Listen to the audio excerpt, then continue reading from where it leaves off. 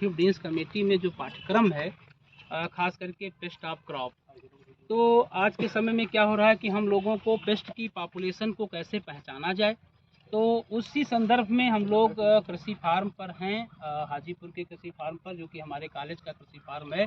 और धान की यहाँ कई प्रजातियाँ लगी हुई हैं। जैसा कि अभी हम लोगों ने सर्वे किया और सर्वे में पाया कि इस समय धान की जो फसल है उसमें मुख्य रूप से जो कीट देखने को मिल रहा है वो धान का लीफ रोलर, जिसको हम धान का पत्ती लपेटक कीट कहते हैं। एक समय ये था कि ये कीट जो है बहुत माइनर के रूप में पॉपुलेशन इसकी आती थी, लेकिन इस समय इसकी पॉपुलेशन ज़्यादा है। जैसा कि आप देख रहे हैं कि ये जो पत्तियां हैं, क्या होता है कि इनके कैटरपिलर जो हैं, इनकी पत्तियां इस तरीके से देखो खा लेते हैं, पत्तियां जो हैं पैरे जैसी पहले ही दिखाई देने लगती हैं। ठीक है, तो ये कैरेक्टर इसका, ये नेचर ऑफ डैमेज है। जैसा कि खेत में अगर हम आप देखते हैं, इधर आ जाइए, खेत में अगर हम देखते हैं तो ये देखिए, ये जो है पत्तियां इस तरीके से दिखाई दे रही हैं। और इसको अगर आप फाड़ करके देखोगे, खोलते चले जाओगे, तो इसमें क्या मिलेगा, कैटरपिलर। ये देखिए कैटरपिलर की बीट इसमें मिलती है। इसमें कैटरपिलर अंदर रहता है और अंदर ही अंदर खाता रहता है। ठीक है, इसका जो कैटरपिलर है, कैटरपिलर या कहाँ है, ये देखिए, ये कैटरपिलर लंबा सा होता है, पकड़िए इसको, यहाँ पर आप देखेंगे ये ग्रीन इन कलर का, इट इज़ वेरी एक्टिव। देखिए जैसे ये देख रहे हैं जी। और इस कैटरपिलर की विशेषता क्या होती है कि ये पत्ती पर ही मुड़ जाता है। और कभी कभी क्या होता है कि ये पत्तियों को, जैसा कि पत्तियों में रोल करके उसी के अंदर रहता है। तो जब रोल हो जाती पत्ती तो हाई टेम्परेचर का भी इसके ऊपर कोई प्रभाव नहीं पड़ता। कितना भी टेम्परेचर हो कोई प्रभाव नहीं पड़ेगा। नीचे से जो है अगर सिंचाई भी हो रही, ह्यूमिडिटी भी बढ़ रही है, तब भी ये कोई प्रभाव नहीं पड़ता और पत्तियों के अंदर ही रहता है। बहुत ज़्यादा जब पॉपुलेशन हो जाती है तब ये नुकसान कर देता है। और नुकसान कैसे करता है कि जैसे पत्तियों को जो है खा लिया, हरापन इसको ख़त्म कर देता है। क्या करता है इसका नेचर ऑफ डैमेज क्या, इसके जो हरेपन है उसको ख़त्म कर देता है। अब ऐसे कीटों की सबसे बड़ी विशेषता ये होती है कि इनकी जो मात होती हैं उनको हमें गिनने की आवश्यकता होती है। कभी कभी ये होता है कि जो हमारी हिल्स हैं, जो ये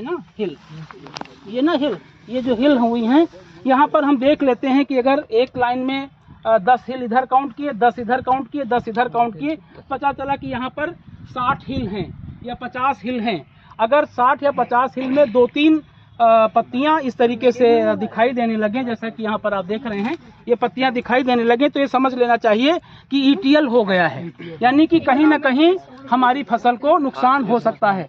तो ये जो कैटरपिलर है, ये इनिशियल अवस्था में जब लग जाता है तो बहुत ज़्यादा नुकसान कर देता है। और इसकी विशेषता होती है, ये लार छोड़ता है। देखिए इसको जो अगर आप पकड़ोगे तो ये बहुत एक्टिव होता है, देख रहे हैं, ये इट इज़ वेरी एक्टिव, और ये बहुत एक्टिव होता है, छिटकता है, और उसके बाद फिर ये ऐसे लार छोड़ता है, फिर ये नीचे टपक जाता है। ठीक, अंडे हमने दिए थे, हाँ ये देख रहे हैं, ये देखिए, ये वही कैटरपिलर है जो कि अभी आप देख रहे थे।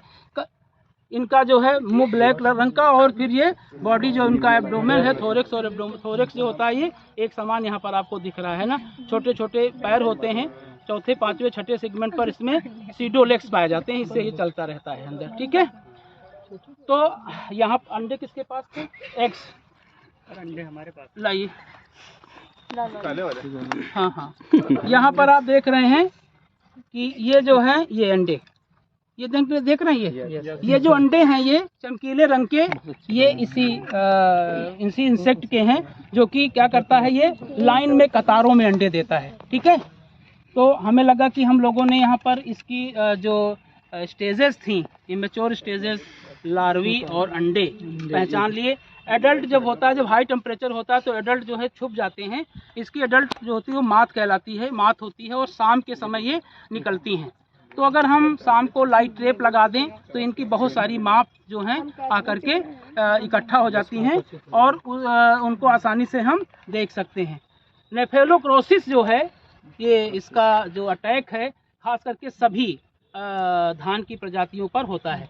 खास करके जो कैरम्बिडी फैमिली है, ऑर्डर लेपिडोप्टेरा की, उसकी ये विशेषता होती है कि जितनी भी कैरम्बिडी फैमिली के इंसेक्ट हैं वो क्या करते हैं, पत्तियों को रोल करने का काम करते हैं, और रोल करके उनकी जो मादाएं होती हैं वो अंडे देती हैं पत्तियों पर, वहीं से कैटरपिलर निकल करके, इंसेक्ट रोल नहीं करता, कैटरपिलर रोल करता है, अपने मुखांग से एक रसीला पदार्थ निकालता है, उसी को पत्ती को रोल करते हुए उसी के अंदर खाता रहता है। अब आती है कि ऐसे इंसेक्ट को सबसे पहले तो हमने पहचान लिया, अब ऐसे इंसेक्ट को हम कैसे प्रबंधित करेंगे, ये एक सबसे बड़ी बात होती है। जैसे ही आपको इस तरह से पॉपुलेशन दिखाई पड़ने लगे, आप पहचान लो कीटों को, तो बाजार से जो हो नोवाल्यूरान एक कीटनाशक आता है, ठीक है, 10% का, उसको आप बाजार से ले लीजिए। और उसी साथ में इमामेक्टिन बेंजोएट, क्या इमामेक्टिन बेंजोएट, इसकी जो है 1 से 1.5 ग्राम मात्रा, 2 ग्राम मात्रा 15 लीटर की टंकी में डाला जाता है।